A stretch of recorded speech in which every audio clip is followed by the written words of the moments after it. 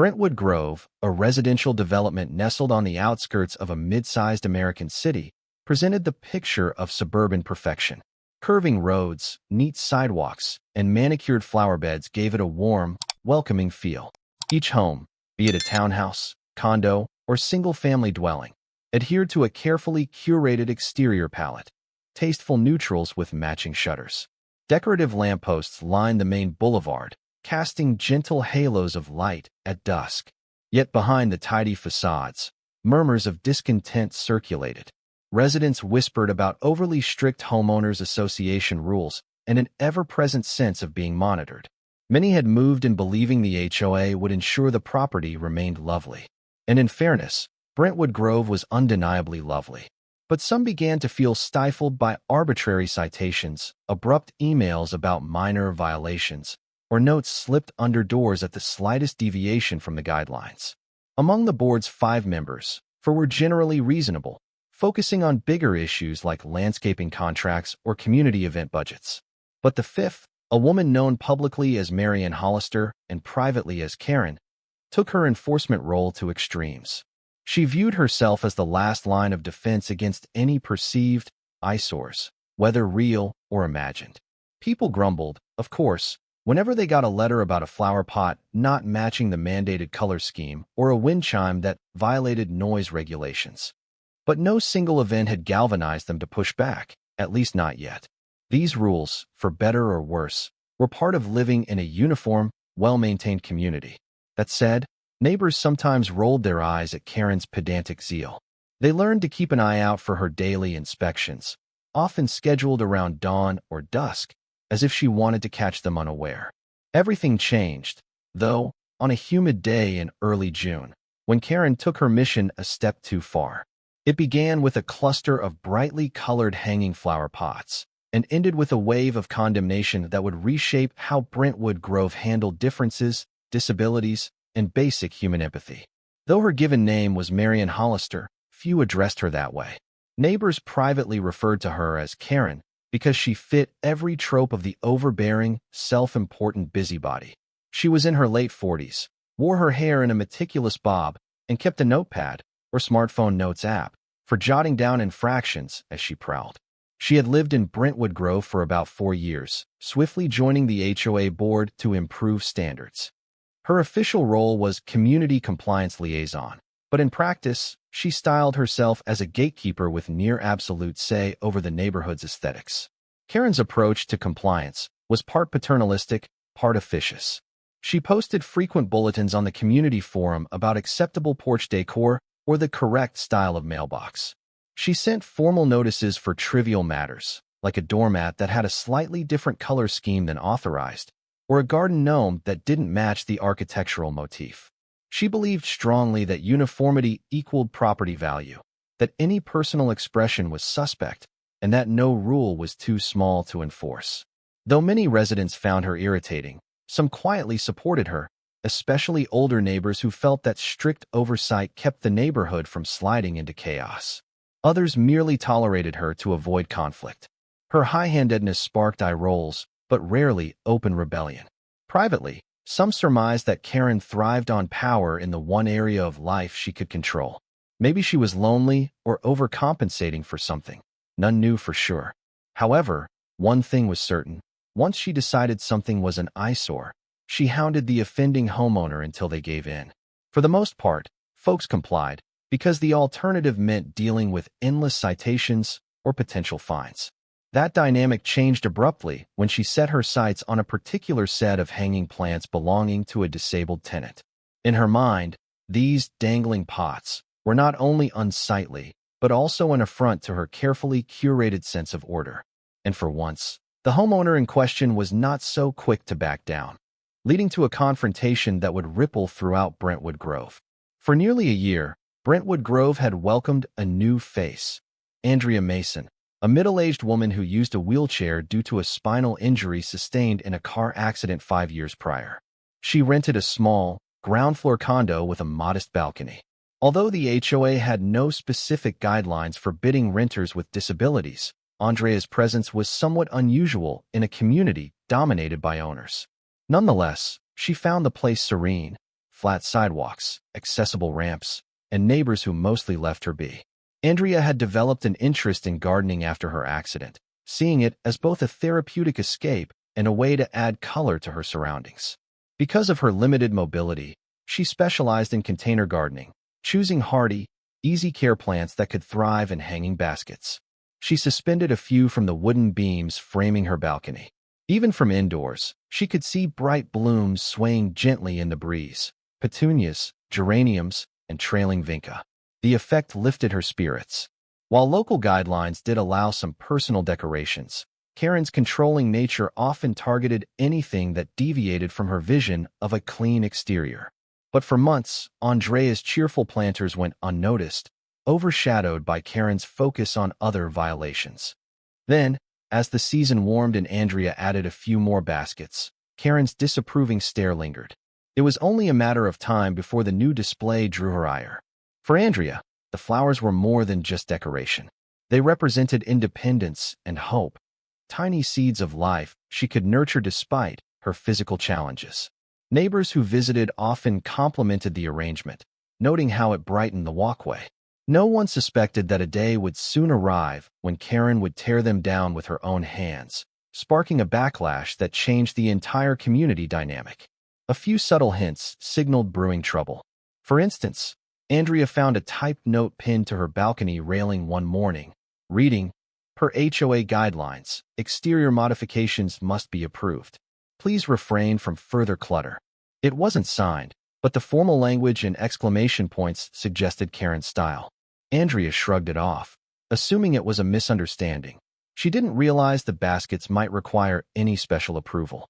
As a renter, she hadn't been provided a detailed handbook beyond a basic orientation from the property manager. And after all, many neighbors displayed wreaths or potted plants without issue. Still, the next week, Andrea noticed Karen standing on the sidewalk across from her unit, arms folded, watching. Andrea had just come outside to water the baskets, carefully tipping her watering can from her wheelchair. Their eyes met. Karen frowned but didn't speak. Andrea offered a polite nod, but Karen turned on her heel and marched away. It felt odd, vaguely menacing.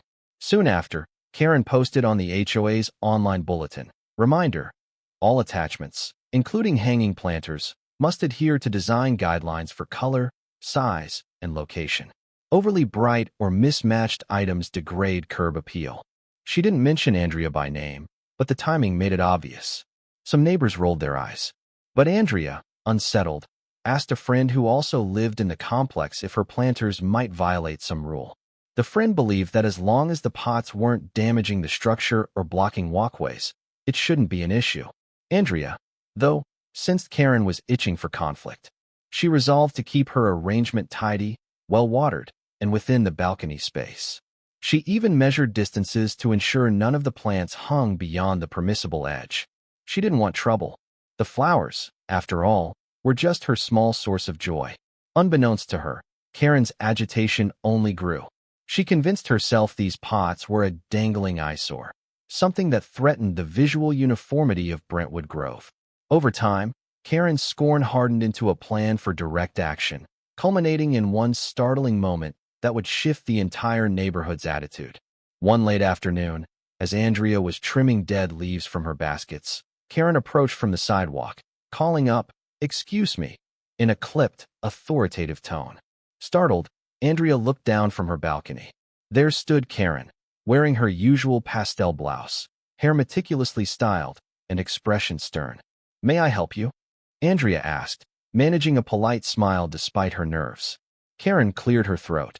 "Your hanging planters are not in compliance with Brentwood Grove's guidelines. I've tried to warn you, but you persist. They must be removed." Confusion washed over Andrea. "I wasn't aware there was a specific guideline banning them." She gently patted the side of a pot containing trailing ivy. "Lots of units have porch decorations." Karen pursed her lips. "Porch decorations, yes, within reason. But you have multiple hanging baskets, bright red geraniums that clash with the neutrals. And I see others in trailing forms that might drop leaves or water onto the common walkway. That's a hazard and an eyesore." Andrea swallowed, frustration welling. "I always water carefully, never over the edge. I don't see how they're a hazard." They're well within my balcony boundary. Karen let out a dismissive breath. It's not open for debate, Ms. Mason. You're a tenant here, correct? That means you must follow HOA rules as well as your landlord's lease terms. If you fail to remove them, you'll face a citation and possible fines. Andrea forced herself to stay calm. I'll talk to the property manager and the board. I just want to be sure I'm not violating anything. These plants help me.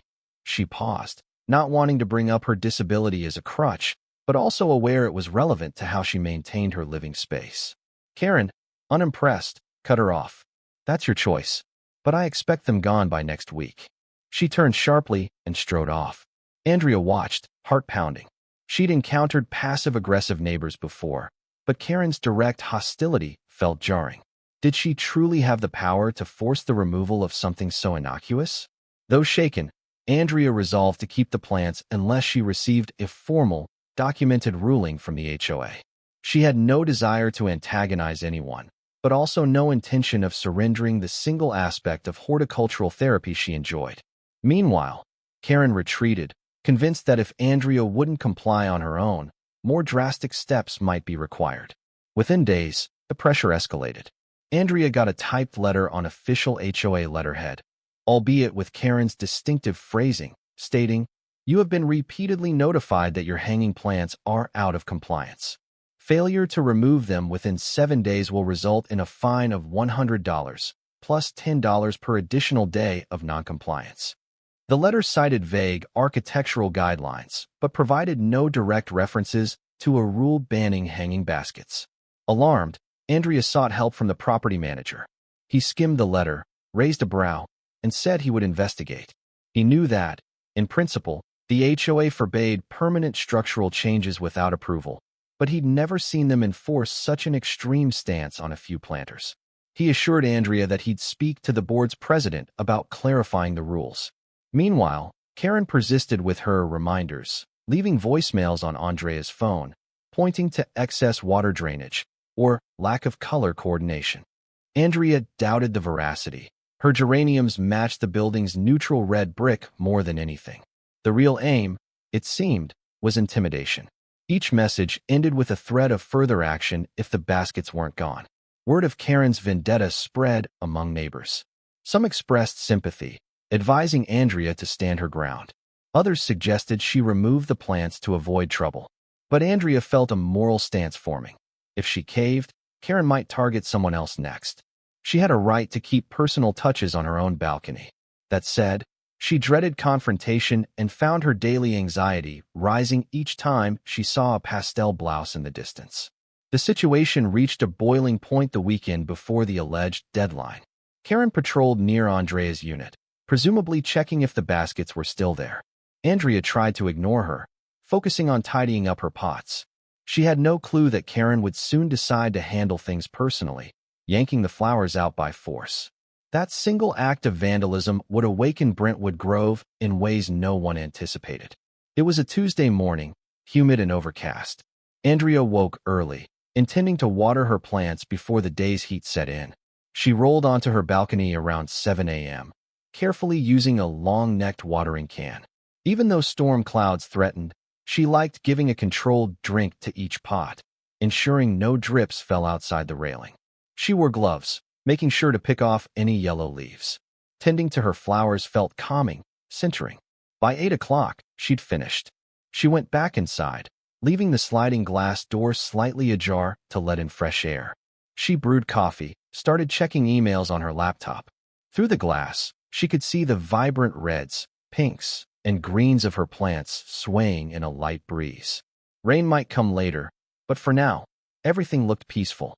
Karen, meanwhile, had started her morning routine, a brisk walk around the complex, notepad in hand, scanning for rule breakers. The forecast of possible rain had her concerned about excess water. She circled back to Andrea's building, eyeing the balcony. The planters were, of course, still there. Anger simmered. The deadline had passed. She had told Andrea to remove them, but the tenant remained defiant. A fleeting rational voice might have urged Karen to file an official complaint or discuss it with the board, but she was done playing. She felt personally insulted that Andrea had ignored her demands. A sense of self-righteous fury welled up. If no one else would enforce the rules, she would take matters into her own hands. She climbed the short flight of exterior stairs leading to Andrea's balcony, ignoring the fact that Andrea was a private resident, that forcibly removing someone else's property was trespassing and vandalism. Inside, Andrea remained oblivious, sipping coffee. She had no idea Karen had just approached the balcony from the side, found it unlocked, and let herself onto the deck. Nor did she expect the abrupt jostling of pots that would soon echo through the glass door. In minutes, her cherished, carefully tended plants would be gone, strewn across the ground floor in a shocking act of aggression. A sudden scraping noise jolted Andrea from her email. She craned her head, seeing movement on the balcony. Confusion flickered. Did someone trip? She wheeled toward the sliding door and glimpsed a figure in pastel, stooping over her planters. Karen. Before Andrea could react, Karen seized the first pot, a geranium in full bloom, and jerked it from its hanger. Soil spilled, bright chili red petals trembling. The hanger's clasp snapped under the violent tug. Karen tossed the pot aside, letting it crash onto the balcony boards. Then she moved to the second basket. Stunned, Andrea fumbled for the door handle, calling out, "What are you doing? Stop!" Karen, eyes blazing, half-turned but didn't pause. "They're not allowed," she spat, ripping the second pot free. Leaves and dirt rained down. Andrea propelled her wheelchair forward, flinging the door open. "You can't do this. These are mine." Her voice trembled with anger and distress. She tried to grab the side of a trailing vinca pot as Karen wrenched it away, but she wasn't quick enough. In an instant, Karen hurled the pot over the railing. It plummeted to the ground below, smashing on the sidewalk. Wet soil splattered, stems snapped, and a swirl of green and pink battered against the concrete. Andrea gasped in horror. Another pot soon followed, landing with a similarly awful thud. A neighbor or two, hearing the commotion, peered out their windows. Within seconds, the once bright balcony was a scene of destruction, soil scattered, broken pottery shards, and drooping flowers. Karen, breathing heavily, glared at Andrea. "No dangling eyesores in my neighborhood," she hissed. "Next time, follow the rules." Then she pivoted and stomped off, leaving footprints of dirt. Andrea sat there, heart pounding, looking at the wreckage in shock. A swirl of emotions flooded her: fury, grief, helplessness. From the ground floor, a neighbor shouted, "What happened?" Another rushed over to see the fallen plants. Andrea, shaken, realized she had to call for help. This was beyond an HOA squabble. It felt like an assault on her property, her dignity, and perhaps even her sense of belonging. Little did Karen realize, her brazen sabotage would ignite widespread condemnation and unify Brentwood Grove in defense of one of its most vulnerable residents. By the time Andrea collected herself enough to wheel downstairs, a small crowd had formed around the destroyed pots. Two neighbors helped gather the shattered pieces, carefully retrieving the remains of the battered flowers from the sidewalk. Andrea could barely speak, tears stinging her eyes. All she could manage was to point up at her balcony, voice wavering. She tore them down. Karen. Some recognized Karen's reputation, but few had expected such blatant vandalism. Whispers spread quickly. "That's so cruel," a neighbor muttered. "For flowers?" asked another. "Those were beautiful. And crucially, she can't just do that. It's destruction of property." One resident, Mark, gently placed a hand on Andrea's shoulder. "I saw her storm off.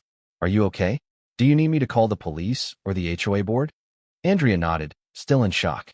"Yes, I think so. I can't believe this happened." She never imagined needing the police for a conflict about plants, but Karen's aggression had crossed a line. While some neighbors snapped photos of the debris and the battered balcony, Andrea phoned the local non-emergency police line, explaining that an HOA board member had trespassed and destroyed her property. They said an officer could come take a report, though it wasn't an active emergency.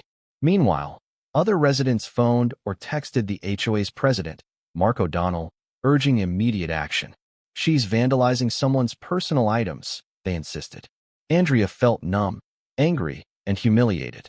The pots had been her pride, carefully nurtured to bring color to her small world. Now they lay in pieces, all because Karen decided to unilaterally enforce a supposed rule. In the swirl of shock, however, Andrea noticed compassion blossoming among her neighbors, who offered warm words and physical help. That empathy, she would soon discover, was the seed of a bigger stand against Karen's tyranny. Within hours, the story spread. Residents who had bristled at Karen's pettiness for years found themselves outraged that she'd targeted Andrea, a disabled tenant, over something as benign as potted flowers. Social media posts on the private Brentwood Grove forum lit up with condemnation. Unacceptable. She can't yank down someone's plants. Is she unstoppable? We must hold her accountable. Andrea is in a wheelchair. These flowers were her way of enjoying the outdoors. In a show of solidarity, neighbors began dropping by Andrea's unit with kind gestures, a small bouquet, a bag of potting soil, or a get-well card for her plants. One offered free labor if she wanted to replant. Another proposed a planting party to restore the balcony. Emotions ran high, shock, anger, but also a sense of resolve to push back against Karen's intimidation. Andrea, still shaken, found comfort in these acts of kindness. She gave her statement to a local police officer who documented the vandalism. The officer promised to forward it to a detective, though such cases often ended up as civil disputes. Still, the official report meant Karen couldn't simply brush it off as trivial. Meanwhile, the HOA's board president, Mark O'Donnell, met with Andrea. He apologized profusely, stating that the board had never authorized such an action. "I'm stunned. She had no right to do this," he assured her. "We'll be discussing her behavior at an urgent board meeting." He also hinted that if enough residents demanded it, Karen could face censure or even removal from her position. That night, Andrea reflected on the day's upheaval. She felt sorrow for her beloved blooms, but also gratitude for the wave of support. The next step was clear. Either the HOA took real measures against Karen, or the community's trust in them would crumble. And though Andrea's wrists ached from gripping her wheelchair rims, her determination never felt stronger. She would not give up her right to cultivate something beautiful, even if that meant standing up to the self-appointed enforcer. The emergency HOA meeting took place on a Wednesday evening in the community center's small hall. Usually, these monthly gatherings drew only a handful of residents. This time, the room filled to capacity, 50 or more neighbors, including Andrea, some with arms folded in anger. A hush fell as Mark O'Donnell called the meeting to order. Karen was present, perched at the end of the board's long folding table, expression taut. She wore a prim pastel cardigan and clutched a folder labeled Compliance Matters. Next to her sat the other 4 board members, looking grim. Many residents had come seeking an apology or explanation, if not an outright condemnation of Karen's actions. After preliminary housekeeping items, Mark addressed the main issue. "We've received allegations that Ms. Marian Hollister forcibly removed and destroyed Ms. Andrea Mason's hanging plants, contrary to HOA policy and possibly local law." He invited Andrea to speak first. Andrea, her voice quavering, recounted the morning's events, how Karen yanked the pots off her balcony, how some ended shattered on the ground. She ended by saying, "These plants were my comfort. I never believed I'd be attacked for something so innocent." A wave of sympathetic murmurs rippled through the crowd. Mark turned to Karen. "Would you like to respond?" Karen lifted her chin. "I acted in defense of the community's standards. Ms. Mason's pots were unapproved additions, violating the architectural uniformity guidelines. I asked her multiple times to remove them. She refused. I removed them for her." A burst of anger erupted from the audience. Shouts of "That's ridiculous," and "You destroyed someone's property." Another neighbor barked, "It's not your job to do that." Mark called for order, tapping the table. Karen pressed on, her voice rising above the uproar. "Look, if we don't enforce rules, we lose property value. Her trailing plants were an eyesore, and I had the right to rectify it." Andrea felt her chest tighten. This was no remorse, only a brazen defense. The board exchanged uneasy glances. Then the other members took turns condemning Karen's unilateral action, clarifying that no clause allowed her to forcibly remove personal items. Some in the audience demanded Karen's immediate ouster. Mark concluded by announcing that the board would deliberate in a closed session, then inform the community of any disciplinary measures. The tension remained thick as the meeting adjourned, with Karen slipping out under a hail of glares. The board's closed session that followed was tense. While everyone agreed that Karen had overstepped, removing a board member wasn't straightforward. Bylaws required a formal process or a special election, which could take time. Some proposed immediate suspension of her enforcement privileges, effectively neutering her ability to issue citations. At the same time, the board recognized a deeper issue. Their guidelines were ambiguous about balcony decor. In theory, they required approval for major modifications, but a few potted plants hardly qualified. They decided to draft a new, clearer policy specifying that small, non-permanent items like hanging baskets were permissible so long as they didn't pose a safety hazard. By codifying this, they hoped to prevent future power grabs by Karen or anyone else. Meanwhile, the community's anger flared, with many calling for a recall vote or legal action. Some insisted that Karen pay restitution for Andrea's destroyed plants. Others argued that the simplest path was to ensure Karen lost her seat in the next board election. Mark, feeling the heat, assured residents that the board would do all it could within legal bounds. For Andrea, the heartbreak of losing her plants weighed heavily, but she appreciated the momentum. Neighbors were openly discussing new guidelines, planning ways to protect each other from harassment. Some offered to help her replant. The property manager pledged to handle any future disputes about her balcony, ensuring Andrea had rightful support to keep her personal gardening going. Yet a crucial question remained.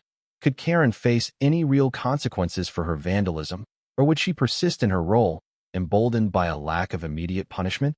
The next days would answer that question, and see the community take even bigger steps to champion the right of every resident, disabled or not, to adorn their living spaces with dignity. Buoyed by the outpouring of support, Andrea resolved to restore her balcony garden. Even though her old pots lay in shards, neighbors donated fresh containers, seed packets, and young seedlings. A local garden center, upon hearing the story, offered a discount on supplies. One neighbor, Tom, who worked as a metal fabricator, proposed building a sturdy bracket system to secure planters more safely, making them Karen-proof. Andrea laughed at the term, but she understood the significance. No one wanted her baskets to be easily snatched again.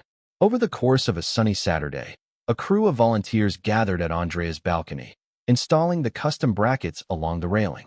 These brackets locked closed, so removing a planter would require tools, not just a yank. They then replanted new geraniums, petunias, and trailing ivy. Andrea chose colors that made her heart leap: vibrant reds, pinks, purples. She was determined to embrace the full beauty of container gardening. As she watched from her wheelchair, handing out water and words of gratitude, tears pricked her eyes. It felt surreal that so many neighbors, some she barely knew, were rallying to defend her right to enjoy a few flowers. The sense of community that blossomed in those hours overshadowed the bitterness of Karen's attack. Each pot set in place represented defiance of bullying, an affirmation of Andrea's place in Brentwood Grove. Meanwhile, passers-by offered thumbs up or encouraging remarks. A few teased, "We'd like to see Karen try now." Andrea, while appreciating their humor, still felt anxious. She dreaded potential retaliation, but the group assured her that with the public outcry, Karen would think twice. They also promised that if Karen destroyed anything again, they'd help Andrea pursue legal recourse. By the afternoon's end, the new balcony garden stood even more vibrant than before. Andrea gazed at the row of planters, each one brimming with color, each one locked securely in place. No matter what Karen thought, these flowers weren't going anywhere. And that, more than anything, symbolized how far the community had come in just a week. Word of the balcony restoration spread quickly. Photographs of the newly installed anti-Karen brackets circulated on the community forum, alongside jokes about a fort flower. People marveled at how something so negative had spurred such solidarity. The board, meanwhile, issued an official statement condemning Karen's actions and announcing they were stripping her of all enforcement privileges pending further review. She could not hand out citations or warnings. Any concerns she raised had to go through the board president. Karen, in turn, lashed out. She posted long rants about the downfall of neighborhood standards and coddling those who defy rules. The negative response was swift and scathing, with neighbors lambasting her for attacking a disabled tenant. Some demanded she resign immediately. Others threatened to boycott any future policy she championed. Realizing she was cornered, Karen retreated, rarely appearing in public. Rumors swirled that she might sell her unit or step down from the board. Still, no official resignation came, yet. In a more formal sense, the police report Andrea filed remained pending. Because the damage was under a certain threshold, the case might be treated as a misdemeanor vandalism or even a civil matter. But the possibility of criminal charges hovered, intensifying Karen's isolation. She occasionally spouted that I was only doing my duty, but found few sympathetic ears. In phone calls with Mark O'Donnell, she tried to argue that the new bracket system was an even bigger violation. Mark calmly reminded her that the board had already approved it as a protective measure. Karen was left fuming. Over the next weeks, she discovered that her once-feared presence in Brentwood Grove was reduced to near irrelevance. People no longer scurried to obey her demands. Instead, they questioned or outright ignored them. The tide had turned. With Karen effectively sidelined, Brentwood Grove settled into a more relaxed rhythm. The newly revised guidelines were passed at the next official HOA meeting. Residents could have porch or balcony decor, including hanging plants, as long as it didn't damage the structure or impede walkways. The rule was simple, fair, and widely welcomed. It legitimized what many had done quietly before, expressed themselves with small personal touches. Freed from Karen's tyranny, the community breathed easier. Andrea's balcony became a minor attraction, with passers-by stopping to admire the blooms. Some asked her for gardening tips or about the special brackets.